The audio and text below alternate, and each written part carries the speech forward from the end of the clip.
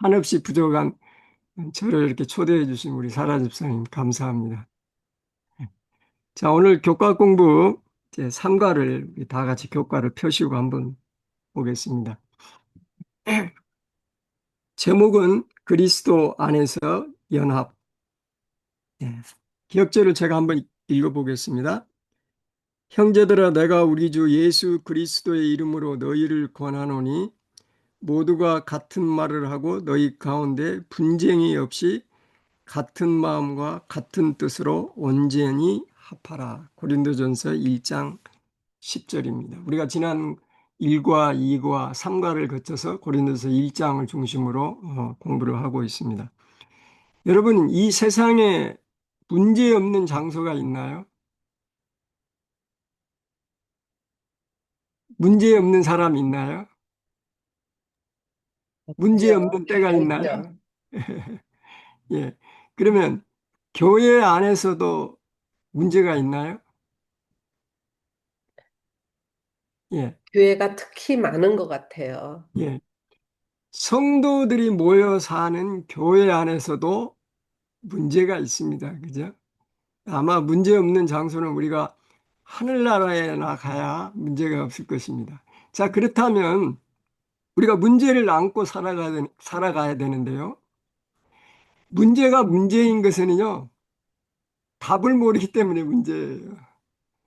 우리가 답을 알게 되면 그것이 아무리 어렵고 힘든 문제를 할지라도 no problem, 문제가 없습니다. 그래서 오늘 3가에서 얘기하는 그 고린도 교회에도 바울이 고린도 교회를 세웠지 않습니까? 그죠? 고린도 교회에도 많은 문제가 있었어요. 그런데 그 문제를 해결하는 답을 지금 바울이 고린도서를 통해서 고린도 교인들에게 전달하고 있는 것입니다. 얼마나 감사한 일인지 몰라요. 그래서 오늘은 바울이 첫 번째로 언급한 고린도 교회의 문제가 무엇인지 그리고 그 해결점이 무엇인지를 우리가 한번 여러분의 생각과 성경에서 가르치는 바울이 가르치는 그 권면의 말씀과 함께 우리 한번 얘기를 한번 해보겠습니다. 자, 오늘 제 교과를 이렇게 진행하겠습니다. 자, 일요일 소재에 보면 교회 안에 편가르기예요. 이게 바울이 첫 번째로 언급한 고린도 교회 문제점은 무엇이었는가? 첫 번째로 언급한 문제점이 무엇이었어요? 예, 교회 안에 편가르기, 분쟁이 있죠. 오늘 기억드리는 말씀, 분쟁. 그러면 두 번째 질문은 화요일 소재가 월요일 소재에서 다룹니다. 화요일은 지혜와 성숙, 수요일은 그리스도와 같은 종. 분쟁을 일으킨 요인은 무엇이었는가? 이 저자가 아, 교과를 집필하면서 고린도 교회에서 분쟁을 일으킨 요인을 두 가지로 요약해서 얘기합니다. 화요일 하나, 수요일 하나. 이게 뭔지 한번 살펴보고요. 세 번째 질문은 분쟁의 해결점은 무엇이며 연합의 비결은 무엇인가? 여기 분쟁의 해결점을 제가 순서를 좀 바꿔서 월요일하고 목요일을 같이 묶었습니다. 그래서 세 번째 질문에 월요일 소재를 다루겠습니다. 분쟁의 해결점 역시 두 가지로 얘기하고 있습니다. 교과서가. 월요일 얘기하는 것은 예수님을 중심에 두고 그게 첫 번째 해결 방법이고요. 두 번째는 목요일에서 다루는 십자가를 드러내는 생활 방식입니다. 자, 이런 식으로 제가 한번 진행을 하겠습니다. 자, 그럼 여러분 잘 이미 공부하셨겠지만 바울이 첫 번째로 언급한 문제가 뭐였습니까?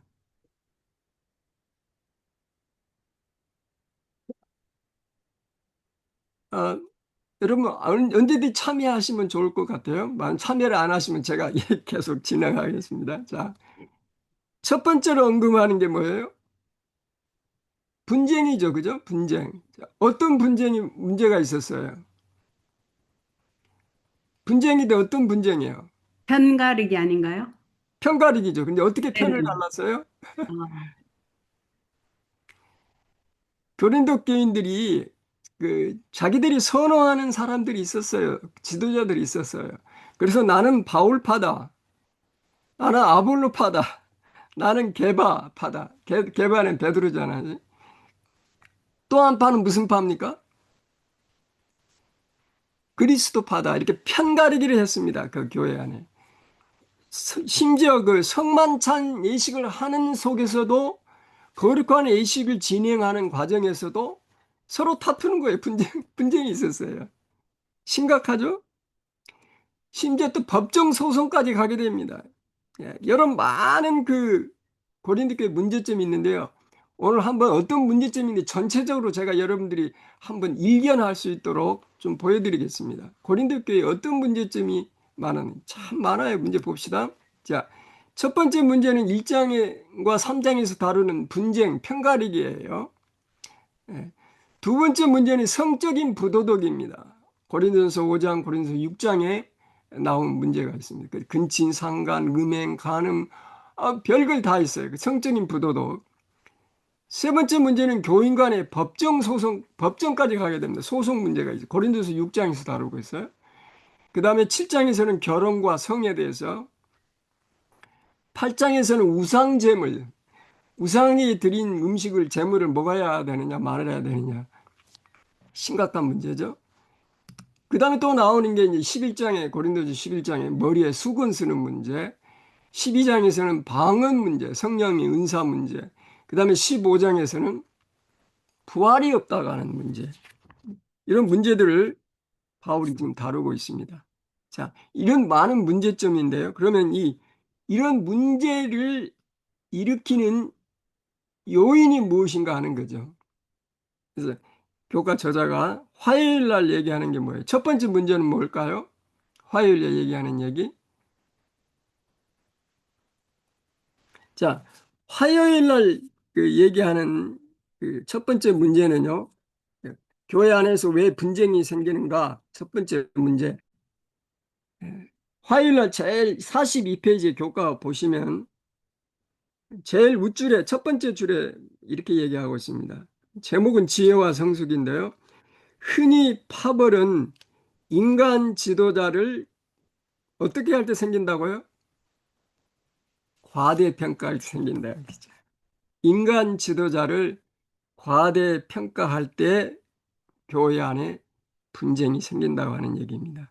그래서 교회의 지도자는, 예를 들어서 목사님 대표적으로 한다면 지도자는, 아, 그 지도자는요, 그리스도의 일꾼일 뿐이에요. 그리스도가 아닙니다. 그죠? 그래서 고린도서 4장 1절에 사람이 마땅히 우리를 그리스도의 일꾼이냐 하나님의 비밀을 맡은 자로 여길진자, 그리스도의 일꾼이지 그리스도가 아닙니다. 그래서 바울이 이제 책망하기를 뭐라 그러냐면 어, 어떻게 해서 그리스도가 나뉘었느냐, 그죠? 바울도 되고 그다음에 아볼로도 되고 베드로도 되고 이렇게 어떻게 한 몸이신 그리스도가 나뉘었느냐 하는 얘기입니다. 그리스도는 나뉠 수가 없죠. 그래서 교회의 지도자는 그리스도의 일꾼이라고 하는 사실을 우리가 늘 기억해야 하는 것입니다. 그렇죠? 고린도서 3장 9절에도 우리는 하나님의 동역자들이요 너희는 하나님의 밭이요 하나님의 집이라 그랬습니다. 지도자 하나님의 동역자예요. 그리고 교인들은 성도는 하나님의 밭입니다. 그 밭에서 일하는 사람 일꾼이 교회 지도자라고 하는 사실입니다. 주인은 누구예요? 하나님이죠, 하나님. 예.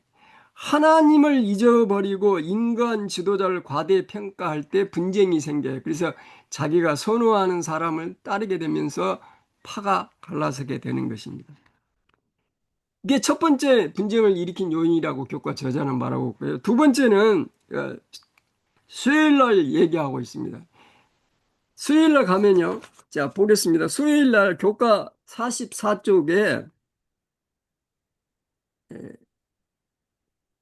제일 첫 번째 줄에 고린도전서 3장 1절에서 4절에서 바울은 영적으로 성숙하지 못할 때 파벌이 생긴다고 암시한다. 그러니까 성도들이 성숙하지 못해서 마치 어린아이처럼 이렇게 서로 이렇게 경쟁하고 미숙하게 이렇게 서로 싸움을 한다. 분쟁을 편을 가른다는 거죠. 그래서 우리 그리스도인들이 영적으로 성숙하지 못할 때 우리가 자꾸 육신적인 생각을 하게 되는 거죠. 예? 그래서 고린도서 3장 3절에서 바울은 이렇게 얘기합니다. 너희가 아직도 육신에 속한 자로다. 너희 가운데 시기와 분쟁이 있으니 어찌 육신에 속하여 사람을 따라 행함이 아니요. 그래서 우리 육신적인 생각들을 다 버리고 성령의 생각이 우리 속에 이루어질 때 그게 이제 성숙한 그리스도인이 되는 거죠. 그래서 미성숙한 어린아이처럼 우리가 육신적인 생각을 할 때 분열이 일어난다 하는 게 이제 교과 저자가 얘기하는 것입니다. 두 가지죠. 하나는 인간 지도자를 과대평가할 때. 우리가 교회의 지도자를 통해서 그리스도를 보아야지 교회 지도자 때문에 그리스도가 가리워지면 안 된다는 거죠. 그렇게 되면 파벌이 생기는 거예요. 그래서 우리가 목사님들을 통해서 하나님의 말씀을 듣고 그 말씀을 통해서 우리가 하나님을 믿는 믿음을 성숙하게 하고, 그다음 우리가 하나님의 예수 그리스도를 바라보게 하는 게 이게 정석인데, 때로는 우리가 인간 지도자, 예를 들어서 목사님의 설교를 들은 다음에 은혜 받았습니다. 목사님이 찬양이 되고요. 그 은혜를 주신 그 하나님은 어디 간 데 없어요. 그런 경우가 있죠. 우리 신앙생활을 하면서. 그래서 그런 것들을 예, 우리가 조심해야 된다 하는 얘기를 화요일, 수요일에서 얘기하고 있습니다. 자, 교과 저자는 이렇게 제한된 지면 때문에 이렇게 딱 두 가지만 얘기하고 있지만 사실 많은 얘기를 할 수 있습니다. 혹시 여러분들 가운데 개인적으로 내가 보니까 교회에 분쟁이 왜 생기는가?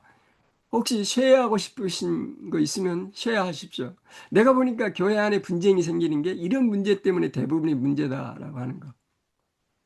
어, 저희가 시골에서 몇 가정이 없을 때는 굉장히 화목하고 영적으로 굉장히 성숙했거든요. 예, 그래서 저희가 정말 연합되고 함께 사랑을 나눌 수 있는 공동체가 될 뻔했는데 목사님이 한 분 오시고 두 분 오셨나? 하여튼 뭐 목사님이 오시고부터 정말 문제가 많이 생겼거든요. 예. 생기고 있고 지금도 그렇고 그래서 목사님이 오시면 더 영적으로 성숙해야 되는데 왜 더 이렇게 분쟁이 생길까요? 예, 그게 지금 교과 정답은 저자가 있지만 얘기하는 거예요. 예, 목사님을 중심으로 예수 그리스도가 드러나야 되는데 그리스도는 어디 간데 없고 그냥 인간 지도자가 드러나는 거, 목사가 드러나는 거예요. 나는 목사파다, 나는 누구 장로파다. 파가 갈라져 교회에서. 사실은요. 미주 교회 안에 있는 한인 재림 교회가 이렇게 많이 번창하는 거는 사실 정상적으로 하면은 분교를 내 가지고 이렇게 정상적으로 개척이 돼서 교회가 성장해야 되는데 이 분쟁 때문에 교회가 나눠지잖아요. 그죠? 막 그래가지고 또 조그만 다른 데다 나누고. 그런데 그런 악한 문제 속에서도 하나님께서는 그것을 선으로 바꾸셨어요. 그래서 어떤 면에서는 교회가 이렇게 많이 성장하게 된 계기도 되었지만은, 그러나 이거는 결코 옳은 방법이 아닙니다. 그죠? 그래서 우리가 그 교회 안에서 항상 어떤 문제가 생겼을 때는 누구의 의견, 목사의 의견이란 내가 좋아하는 어떤 장로의 의견에 귀를 기울일 게 아니고 하나님께서 어떻게 말씀하셨는가? 주신 이론은 도시 다 이걸 항상 알고 생각해야죠. 있어요. 예, 이론은 다 알고 있는데 예, 실제에 딱 들어가면 그게 안 되더라고요. 예. 그래서 이제 문제가 있으면 기도하셔야 무릎 꿇어요. 다른 방법이 없어요. 무릎을 꿇는 방법 다른 거 없어요. 그래서 교회 안에 기도는 문제가 하세요. 생기면 무조건 무릎을 꿇고 하나님께 기도하십시오. 목사님이 오셔서 문제가 된다 그러면은 그건 다시 해결을 봐야 되지 않는가요? 자, 이제 좀 더 우리가 좀 더 깊이 있는 공부를 또 넘어가겠습니다. 자, 여기 분쟁의 문제, 이런 게. 자, 그러면 이런 문제들을, 우리 이유미 집사님 잘 말씀하셨는데, 이런 문제들을 교회 안에서 어떻게 해결할 건가? 해결이 무엇이며 연합의 비결은 무엇인가? 이제 이 본론이 이제 더 구체적으로 들어가 봅시다. 자, 그러면 먼저 이렇게 한번 생각해 봅시다. 무엇이 연합인가? 자, 연합을 해야 되는데, 그러면 연합이란 무엇인가? 정의부터 한번 해보겠습니다. 여러분, 연합이 뭐예요? 그리스도 안에서 같은 진리로 같은 생각을 가지고 예, 예, 예, 살아가는 거. 예, 또, 예, 방향이 같고 뜻이 같아야지 되겠죠? 예. 자, 생각도. 자, 연합이란 뭔가, 여러 얘기가 할 수 있지만, 자, 요 얘기만 하고 넘어가겠습니다. 연합이란 뭔가? 연합은 획일성, 유니포머티가 아니라 다양성 속의 일치이다 그랬습니다. 아멘. 이거 어떻게 해석하세요? 그렇지. 획일성이 아니죠. 그죠? 네. 다양성 속에 어떻게? 유니티, 일치예요. 예를 들면 바울이 교회를 설명할 때 상징적으로 많이 쓰는 여러 가지가 있어요. 그 중에 하나가 뭐냐면 인체, 몸에 비유합니다. 다 입이면, 몸이 다 입이면 어떻게 될까요? 온몸이 다 눈이면 어떻게 될까요? 그죠? 우리 뭐 인체의 다 다 다르죠? 입, 코, 눈, 손, 발, 그리고 우리 또 안에 내는 여러 가지 오장육부 다 다르죠? 그런데 다 다르는데, 예를 들어서 손이 말하기를 나는 열심히 내 손으로 일하는데 발 너는 왜 가만히 있어? 그래 서로 분쟁을 하게 되면 어떻게 될까요? 근데 이런 얘기를 바울이 했죠. 여러분 아주 쉬운 얘기로 그렇게 얘기를 했습니다. 그래 중요한 거는 연합은 뭐냐? 획일성이 아니에요. 그냥 다 똑같이 유니폼 입듯이 그냥 똑같이 똑같은 말을 여기서 똑같은 말을 한다는 의미는 그냥 앵무새처럼 외우는 걸 얘기하는 것입니다. 여기서 같은 뜻, 같은 똑같은 말을 하라고 일치하는 그런 하모니를 이루는 그런 뜻이 아니고요. 여기 말하는 획일성은 다시 말하면 자기 생각이나 자기 의견이 없이 그냥 누가 얘기하니까 그냥 그렇게 그냥 따라가는 거예요. 앵무새처럼 획일적으로 따라가는 게예요. 그건 아니죠. 그러나 의견이 다양할지라도 그 의견이 하나로 조화롭게 하모니를 이루는 게 일치, 연합이라고 하는 거예요. 예를 들면 이제 성경에 그런 우리 얘기 많이 하죠. 이 연합은 하나님의 창조의 이상입니다. 하나님께서 사람을 만드실 때 어떻게 만드셨어요? 우리가 그랬죠? 우리가 누구예요? 아버지, 아들, 성령. 그죠? 하나님 아버지, 아들이신 예수님, 그 다음에 성령 하나님. 이 삼위 우리가 인간을 만드셨어요. 그때 그 삼위의 하나님, 삼위일체라 그러죠. 그게 연합의 표본입니다. 그래서 우리 인간이 연합해야 되는 가장 중요한 이유는 하나님께서 연합의 특성을 가지신 분이기 때문에 그랬어요. 이게 창조의 이상입니다. 그런데 중요한 거는요, 교회가 성공하려 그러면 우리가 늘 얘기하는 성령의 은사 얘기하시잖아요. 각자 다른 은사가 있는데, 다 누구나 다 똑같은 은사, 한 가지 은사만 갖게 되면 어떤 일이 있을까요? 예. 상상할 수도 없을 정도로 그건 교회가 제대로 되지 않죠. 각자 다른 은사가 있기 때문에 그것이 하나로 연합해서 하나님의 뜻을 이루어 가는 것이 교회입니다. 그죠? 예. 그런데 중요한 거는요, 은사가 다양하다 그래서 뭐 여러 은사가 있죠. 방언의 은사, 예언하는 은사, 가르치는 은사, 설교하는 은사, 환자를 돌보는 은사, 손님 대접하는 은사, 은사가 은사가 있는데 이렇게 은사가 다양하다고 그래서 하다고 그래서 신조도 다양해야 하는가요? 그건 아니죠. 아니죠. 그래서 여기 말하는 한 뜻을 한 말을 하라고 하는 것은 그 사람들의 개성을 의미하는 게 아니라 한 신조, 그러니까 하나님을 믿는 같은 믿음을 의미하는 것입니다. 예를 들어서 삼위일체, 우리 재림교회 삼위일체를 믿죠? 우리 재림교회는 안식일 진리를 굳게 믿죠? 우리는 엘렌 G 화이트의 화이성을 굳게 믿죠? 그런데 만약에 삼위일체를 안 믿거나 아니면 예언의 신을 부정하거나 아니면 안식일을 뭐 아무나 지키면 어떠느냐 이렇게 한다 그러면 연합이 될까요? 일치가 될까요? 절대 그렇게 일치가 안 될 겁니다. 그래서 여기서 한 말을 하고 한 뜻을 하라고 하는 것은 어, 신조, 교리적인 일치를 얘기하는 것입니다. 물론 우리가 신학자들 가운데 우리 재림교회 안에서도 어떤 문제에 대해서는 서로 의견이 다를 수 있어요.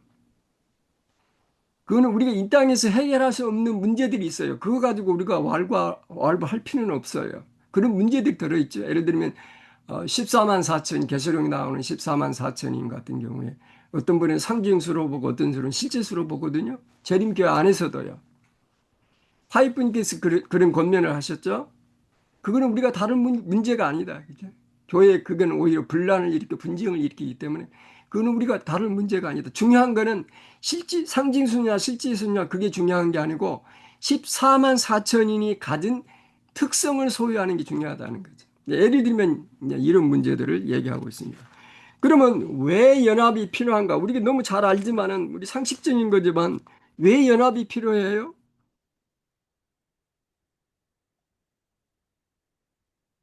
예. 우리가 교회가 성도들이 연합하지 않으면은요, 전도가 잘 되던가요? 교회 같으면은 세상하고 똑같이 쌈박질만 한다 그러면 누가 그 교회 가겠어요? 뭐, 실제적으로요. 그래서 교회 성장의 가장 큰 장애 요인, 방해 요인은 다른 게 아니에요. 그리스도인이에요. 그리스도. 아이러니컬하죠? 예. 교회 성장의 가장 큰 장애 요인은 그리스도인이다.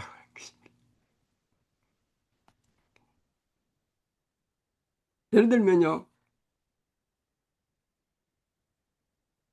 키가 작은 삭개오 얘기를 누가복음 19장 스토리 기억나시죠? 삭개오. 예수님을 보고 싶어가지고, 한 번이라도 좀 보고 싶어가지고, 그냥 소살까지 달려갔는데, 예수님을 만날 수가 없었어요. 뵐 수가 없었어요. 왜요? 사람들 어떤 사람들이요? 예수님의 제자들, 따로 예수님을 따르는 사람들 때문에 인해 장벽이 가로막혀가지고 예수님을 볼 수가 없는 거예요. 그리스도인 때문에 예수님을 볼 수 없었던 거예요. 그게 첫 번째 요인인 거예요. 두 번째는 키가 너무 작아요. 뭐 설사 인해 장박에 가려놓다 자기가 예를 들어서 그들보다 키가 더 컸더라면 그래도 예수님을 볼 수 있는 기회가 있을 텐데 이 키도 작으니까 두 가지 요인이었어요. 그때 성격은. 그래도 그게 포기했나요? 포기 안 했어요. 네버 기브. 어디로 올라갔어요? 뻥나무 위로 올라간 거예요. 예수님은 이 광경을 다 주시하고 계셨어요. 그 뻥나무 밑을 지나가서 예수님이 삭개오야 내려오너라. 이 스토리 여러분 잘 아시지 않습니까? 예. 그러니까 그리스도교 성장을 방해하는 가장 큰 요인이 그리스도인들끼리의 분쟁, 싸움이 성장을 방해한다 하는 얘기입니다. 그래서 화이트는 이렇게 얘기하고 있어요. 예. 화이트 주석에 요한복음 17장 20절을 주석하면서 이렇게 얘기합니다. 그리스도와 연합하는 것은 성도 상호 간에 연합하는 접착제를 만드는 것이다. 성도들이 이와 같이 하나 된 모습은 그리스도의 이엄과 덕 그리고 죄를 지고 가시는 그분의 능력을 세상에 보여주는 가장 설득력 있는 증거이다. 여러분, 유창하고 아주 감동적인 설교도 중요하지만 그보다도 더 중요한 것은 새로 오신 분들이 보는 것은요. 교회의 분위기를 봅니다. 성도들이 서로 이렇게 화기애애하게 연합된 모습, 아주 친절하게 자신을 맞이해주는 그런 모습 속에서 그 교회에 남게 됩니다. 이게 가장 설득력 있는 증거입니다. 논리적이고 아주 설득력 있는 어떤 그 성경 뭐 지식이라고 할까요? 교리라고 해요. 이거는 나중 얘기예요. 처음에는 그 분위기입니다. 교회의 분위기. 그래서 연합은 교회의 능력을 보여줍니다. 그래서 여기 제가 참 좋아하는 말씀이 여기 있습니다. 그리스도의 몸 안에서의 연합은 거룩한 지휘자, 즉 하나님의 지휘봉 아래서 불러냄을 받은 자들로 구성된 관현악단 내에서 나의 생애의 악기를 조율시키는 것을 의미한다. 창작자의 본래 악보에 맞춰 그분의 지혜에 따라 우리는 인류를 위해 하나님의 사랑의 교향곡을 연주할 특권이 있다. 여러분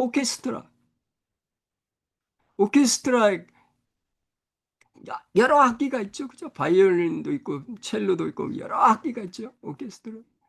여러분은 어떤 악기에 속합니까? 아, 나는 뭐 바이올린 같은 그런 은사를 가지고 있다. 아, 나는 첼로 같은 은사를 가지고 다 각기 다른 은사를 가지고 있죠. 이 말씀이 네. 아주 이해가 잘 되네요. 이해를 잘 시키는 그 연합의 일치를 잘 이해할 수 있겠네요. 감사합니다. 그렇죠? 여기 여러 번 한번 읽어보세요. 나중에 네, 네. 읽어보시면 여기 그런데 그 여러 악기가 서로 이제 교향고 근데 아름다운 화음이 거기서 나오려면 악기 연주가 되려 그러면 누구의 그를 따라서 해야 돼요? 지휘자의 따라서죠. 지휘자는 안 보고 자기 마음대로 연주하게 되면 불협화음이 나올 수밖에 없죠. 그죠? 지휘자는 여기 지휘자는 누구예요?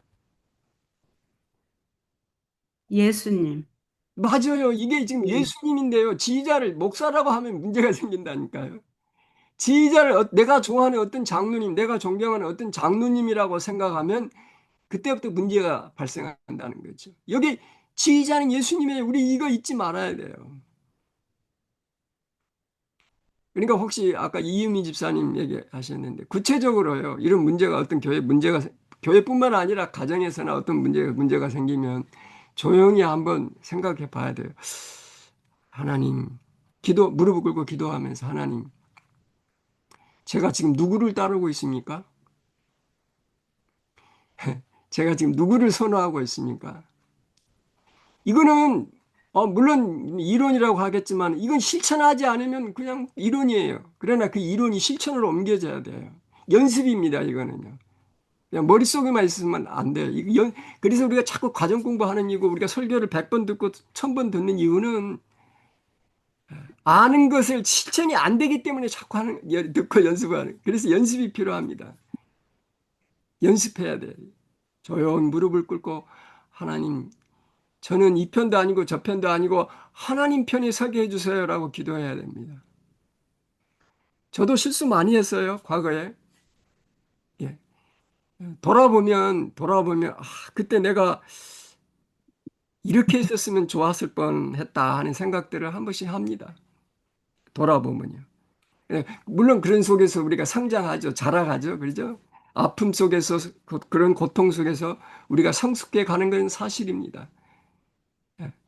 그러나 우리가 일부러 그런 뭐랄까 고난의 길을 할 필요는 없는 거예요. 그죠? 하나님 우리가 기쁘게 살기를 원하세요. 왜 그런 고통을 겪어야 합니까? 그죠? 자, 그래서 오늘 우리가 배우는 겁니다. 여러분 기억하십시오. 오케스트라의 지휘자는 누구요? 예수님. 예. 우리 다 같이 한번 예수님이라고 하는 거 잊지 마십시오. 그죠? 예술래. 예수님이에요.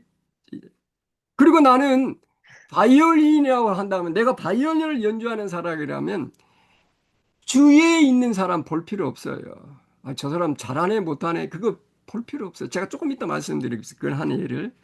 자, 이제 이렇게 얘기하고 그다음에 이 교과 저자는 연합의 비결을 크게 두 가지로 얘기하고 있습니다. 첫 번째가 월요일 얘기하는 게 그 얘기예요. 예수님을 어디에 두어요?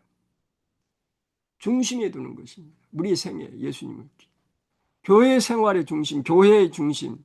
내 개인의 신앙생활의 중심, 우리 가정의 중심, 이 사회의 중심, 예수님을 중심에 둘 때 분쟁은 자동으로 사라지고 연합이 이루어진다 하는 얘기가 교과에서 얘기합니다. 교과 월요일 날 40쪽에 봅시다. 월요일 날 40쪽에 제일 밑에 있죠. 밑에 줄에 제가 여기 참 해놓았습니다. 자, 40쪽에 인간 지도자들 사이에 파벌이 생겼다면 교회 내의 관계는 온전한 상태로 회복되어야 하는데 이것은 그리스도 안에서 하나 되어 그 결과로 자아가 어떨 때만 가능하다고요? 자아가 죽을 때만. 내가 죽어야 돼. 내 자신이 죽어야 돼. 이거 쉽지 않습니다. 매일같이 우리가 무릎을 꿇고 이 하나님, 성령 하나님 도와주세요. 예. 오늘 또 내 자아가 죽고 오직 그리스도만 보이게 해주세요. 기도해야 됩니다. 이거는 한 번 하면 그것은 끝이 아니에요. 우리 주님 재림하실 때까지 오실 때까지 우리가 해야 될 기도입니다. 왜냐하면 끊임없이 마귀는 우리를 유혹하고 우리를 넘어뜨리려 하기 때문에 그렇습니다. 예. 그래서 예수님을 중심에 둬야 된다. 고린도서 2장 16절에 누가 주의 마음을 알아서 주를 가르치겠느냐. 그러나 우리가 그리스도의 마음을 가졌다 그랬어요. 바울은 그리스도의 마음을 가졌습니다. 바울의 동역자인 디모데나 바울의 동역자인 소스데나 다 그리스도의 마음. 우리가 그리스도의 마음을 가졌다. 만약에 우리 모든 성도님들이 다 그리스도의 마음, 예수님의 마음을 갖는다면 교회 안에 분쟁은 없을 것입니다. 아름다운 화음만 있는, 하모니만 있는, 연합만 있는 그런 아름다운 교회로 성장해 갈 것입니다. 여러분, 그런데 예수님의 마음은 어떤 마음이에요? 우리 이미 지난 기회에 공부 다 하셨어요. 빌립보서 2장에 나와 있는 거죠. 너희 안에 이 마음을 품어라. 누구의 마음이요? 예수님의 마음. 예수님의 마음은 한마디로 정의하면 어떤 마음이에요? 십자가에서 희생하는 마음입니다. 희생, 사랑, 공의. 예. 예수님은 늘 자신을 생각하는 게 아니고 다른 사람을 생각하신 분이었어요. 그는 늘 봉사하신 분이었어요. 그래서 마태복음 20장 28절에 인자가 온 것은 섬김을 받으려 함이 아니라 도리어 섬기려 하고 자기 목숨을 많은 사람의 대속물로 주려 하려 오셨다. 섬기려 오셨다 그랬습니다. 여러분, 내가 섬김을 받으려 하면 그때부터 문제가 발생합니다. 섬기려 할 때 교회는 서로 화목하게 될 수 있습니다. 서로 섬기려고 할 때. 그 다음에 희생이 따르죠. 섬기려고 하면 희생이 따르죠. 그죠? 내 것을 나눠줘야 되고, 내 생각을 양보해야 되고, 내 고집을 꺾어야 되고, 그죠? 희생이 따릅니다. 그 다음에 그런 모든 것들은요, 나를 드러내게 한, 나의 영광을 위한 그게 아니고요, 오직 하나님께 영광을 드리는 거. 이렇게 될 때, 문제가 해결이 됩니다. 그래서 연합의 근원은 그리스도시라고 하는 얘기입니다. 여기 사라 집사님 한번 읽어봐 주실래요? 화면 보이십니까? 네. 교회와 가정에서의 진정한 연합의 비결은 수완이나 경영 능력이나 난관을 극복하려는 초인간적인 노력에 있는 것만이 아니다. 물론 이런 것들도 어느 정도의 효력이 있겠지만 그리스도와의 연합이 진정한 연합의 비결이다. 여러분 이 말씀에 동의하십니까? 동감하십니까? 예. 인간의 수완이나 경영 능력이나 난관을 극복하는 초인간적인 노력이 있는 것이 아니다. 물론 이것도 필요 없다는 얘기가 아니에요. 필요 있습니다. 그러나 진정한 연합의 비결은 그리스도와의 연합에 있습니다. 내가 그리스도와 각각 연합되고 A 장로가 그리스도와 연합이 되고 A 목사가 그리스도와 연합이 되고 내 남편이 그리스도와 연합이 되고 내 아내가 그리스도와 연합이 되고 그렇게 되면 예수님을 중심으로 하나로 다 연결이 되죠. 그죠? 예, 그 자전거 그 바퀴처럼 말이죠. 자동차 바퀴처럼 예수님을 중심으로 다 살들이 연결이 돼서 연합이 됩니다. 그래서 잘 굴러갑니다. 자, 연합의 비결을 그렇게 얘기하고 있습니다. 그 다음에 교과 저자가 목요일 두 번째 그 비결이, 분쟁이 해결하는 비결이 뭐냐면, 우리의 삶 속에서 십자가 신학을 실천해야 한다고 그렇게 얘기하고 있습니다. 목요일 날이에요. 목요일 날 교과책 한번 펴보실까요? 46페이지에, 목요일 날 교과 46페이지에, 중간쯤에 있습니다. 중간쯤에 있는데, 제가 여기, 파워포인트를 가져왔기 때문에 한번 보겠습니다. 우리, 태시아 집사님 한번 읽어보실 수 있으시나요? 네. 교과 목요일 46페이지. 바울에 따르면 충성스러운 그리스도인 사역은 십자가 신학에 기초해야 한다. 십자가는 하나님의 지혜와 구원하는 능력을 드러내는 동시에 인간의 지혜가 어리석은 것임을 보여준다. 이와 같은 십자가 신학이 무엇인지를 바울은 고린도전서 4장 1절에서 13절까지에서 분명하게 설명한다. 먼저 그는 그리스도인 리더십의 기준을 세우는 분이 하나님이시라고 강조한다. 두 번째로 그는 고난을 참된 그리스도인 사역의 특징이라고 말한다. 예. 십자가 신학은 딱 두 가지인데요. 하나는 그리스도가 우리의 지도자라고 하는 사실입니다. 인간이 아니에요. 그리스도가 우리의 지도자라고 하는 것. 두 번째는 그리스도의 고난에 우리가 참여하는 것입니다. 이게 십자가 신학이. 이 신학을 우리가 실천해야 되는데, 고린도전서 4장 4절 바울이 이렇게 갑니다. 내가 자책할 아무것도 깨닫지 못하나 그러나 이를 인하여 의롭다함을 얻지 못하노라. 나를 판단하실 이는 주시니라. 나를 판단하실 이는 누구라고요? 주시니라. 그러니까 내가 이 일을 행함으로 내가 사람에게 인기를 얻을 수 있는가가 아니고요. 내가 이 일을 함으로 내가 하나님의 지도에 따르고 있는가라고 하는 것을 우리가 늘 염두에 두어야 된다고 하는 사실입니다. 그러면서 바울은 계속해서 말하기를, 여러분, 우리가 지금 생각하는 바울은 위대한 사도, 난공불락의 신앙을 소유한 분, 이렇게 우리가 얘기를 하고 있지만, 요 당시에는요, 특별히 고린도 교회 당시에는요, 바울을 지독히도 시기하고 질투하고 미워하는 사람들이 많았습니다, 여러분.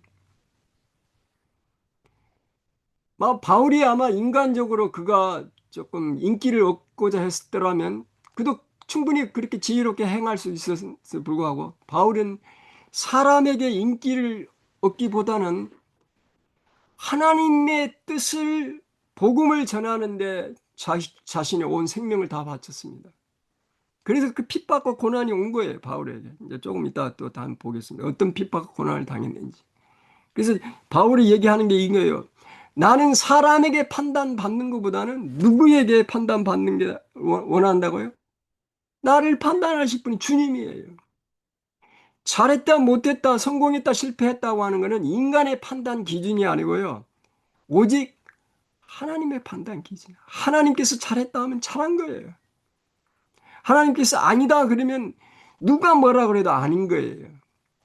이런 경지에까지 가려면 우리가 부단히 노력해야 되겠죠. 우리가 늘 매일마다 우리가 하나님의 말씀 앞에 무릎을 꿇고 우리가 기도하면서 하나님의 지혜를 구해야 되겠죠.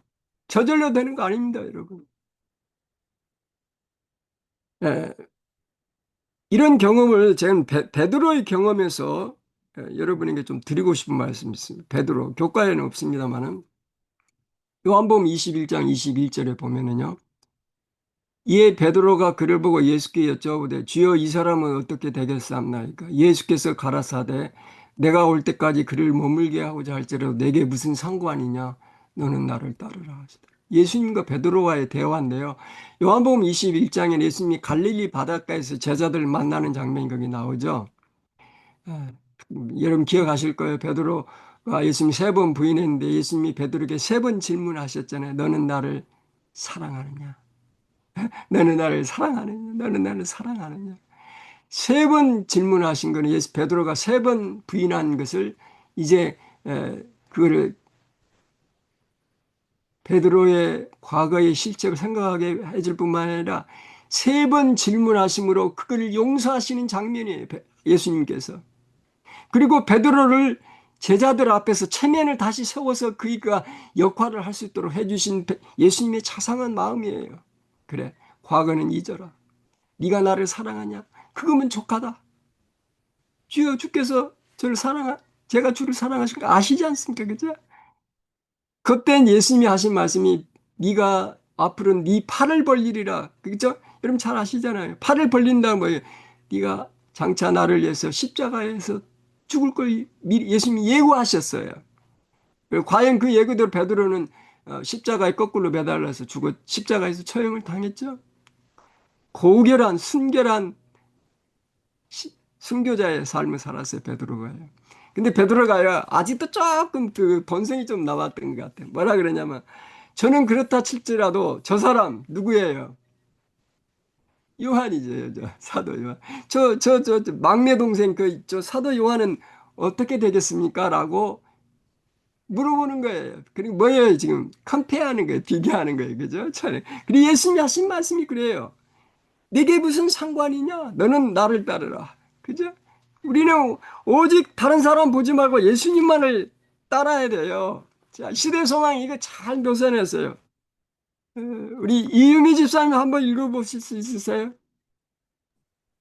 베드로와 같은 사람이 오늘날 얼마나 많은가. 그들은 다른 사람들의 일에 관심을 가지고 그들의 의무를 몹시 알고 싶어 하면서 자신들의 의무를 게을리할 위험에 빠져 있다. 그리스도를 바라보고 그분을 따른 것이 우리가 할 일이다. 우리는 다른 사람의 생애의 잘못과 그들의 품성의 결점들을 보게 된다. 인간은 결점에 쌓여 있다. 그러나 그리스도 안에서 우리는 완전을 찾을 수 있다. 그리스도를 바라봄으로써 우리는 변화하게 된다. 여러분, 우리가 자녀 교육을 시킬 때 가장 조심해야 될 것 중에 뭐냐면 형제들 서로 자매들 서로 비교하는 겁니다. 컴페어하는 거예요. 이거 아주 나쁜 겁니다. 그래서 서로 경쟁하게 하고 시기하게 하고 교도 마찬가지예요. 예. 제가 서두에 말씀드렸지만 여러분 문제 없는 사람 있습니까? 우리 한국말 설담이 막는 거 같아요. 털어서 먼지 안 날 사람 없죠. 문제가 많은 사람, 많은 게 인간입니다. 그 인간을 바라보면 우리가 실망하게 되죠. 내가 그렇게 신뢰하고 존경하고 내가 그렇게 따랐던 그분이 어떻게 그런 일을 인간은 문제가 있긴 약점이 있기 때문에 본성적으로 약점이 있기 때문에 그렇습니다. 그래서 우리는 오직 그리스도만을 우리의 완벽한 모범이신 그리스도만을 바라보도록 우리가 시선을 항상 예수님께로 향해야 하는 게 중요합니다. 그 얘기를 베드로에게 얘기했습니다. 그 다음에 이 바울의 경험은 보면 여러분 고린도후서 11장에 보면 바울이 복음을 위해서 그리스도를 당한 그 고난들을 쭉 설명합니다. 바울이 자기가 그 복음을 전하기 위해서 겪었던 여러 고난들을 쭉 설명하는 이유는요, 자신이 이렇게 큰 일을 해냈다. 그걸 자랑하려고 하는 게 아니고요. 당시에 바울을 비난하고 헐뜯는 사람들에게 나는 순수한 사랑의 마음으로 복음을 전하고 있다. 내가 이러이러한 고통을 당하고 겪은 것은 다 여러분을 사랑하기 때문입니다. 라고 하는 것을 강조하기 위해서 그렇게 한 거예요. 그렇게 하는 이유는요, 그렇게 함으로 바울이 전하는 복음을 폄하하거나 낮게 해가지고 바울이 복음 전을 어렵게 하는 사람들에게 이거를 어필함으로 말미암아 내가 사랑으로 복음을 전하는 거 그렇게 함으로 바울을 신뢰하게 함으로 말미암아 바울을 드높이려고 하는 게 아니라 바울이 전하는 복음 곧 그리스도를 높이기 위해서 그렇게 한다는 사실을 우리가 잊지 말아야 합니다. 그래서 거기 보면 바울이 고난의 목록이 고린도후서 11장, 전 6장에도 나옵니다만 6장에도 나오지만 거기 보면은 유대인들에게 40에 하나 감한 매를 5번 맞았다 그랬어요. 3번 태장에 맞았다고요. 1번 돌로 맞고 3번 파손되고요. 강도를 만나고 이방인 그것뿐만 아니라요. 줄이고 목마르고 굶고 춥고 헐벗었고 쫙 나옵니다. 거기다가요. 그를 가장 마음의 부담이 됐던 걸 뭐냐면 교회를 위한 염려였다고 그랬습니다. 고린도 교회, 자기가 세운 고린도 교회에 문제가 있을 때 바울의 마음이 얼마나 부담이 됐겠습니까? 그죠? 그래서 바울은 말합니다. 사도행전 20장 24절에 그러나 내가 달려갈 길과 주 예수께 받은 사명 이 모든 것을 조금도 개의치 아니하며 내 생명조차 조금도 귀한 것으로 여기지 아니하노라. 그렇게 고백하고 있습니다. 골로새서 1장에도 보면 내가 그리스도의 고난을 내 몸에 채운다 그랬습니다. 그리스도 내 몸에 채운다. 예. 그 바울의 경험인 거예요. 그 다음에 예수님의 경험, 예수님의 기도 하나 되게 해주세요. 어디에 기록되어 있나요? 예수님의 마지막 기도, 지상의 삶 속에서 살면서 십자가로 가는 길에 드리셨던 마지막 기도가 어디에 기록되어 있나요? 예.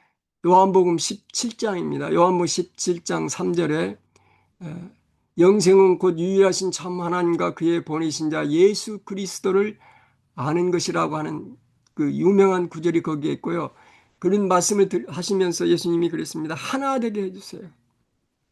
제자들이 하나가 돼서 복음을 하나 된 마음으로 전함으로 온 세상이 다 하나가 되게 해서 연합에 대해서 예수님이 기도한 게 요한복음 17장에 기록된 말씀입니다. 여러분 요한복음 17장을 꼭 한번 읽어보시기 바랍니다. 예수님이 하나 되게 하는 기도, 그 기도.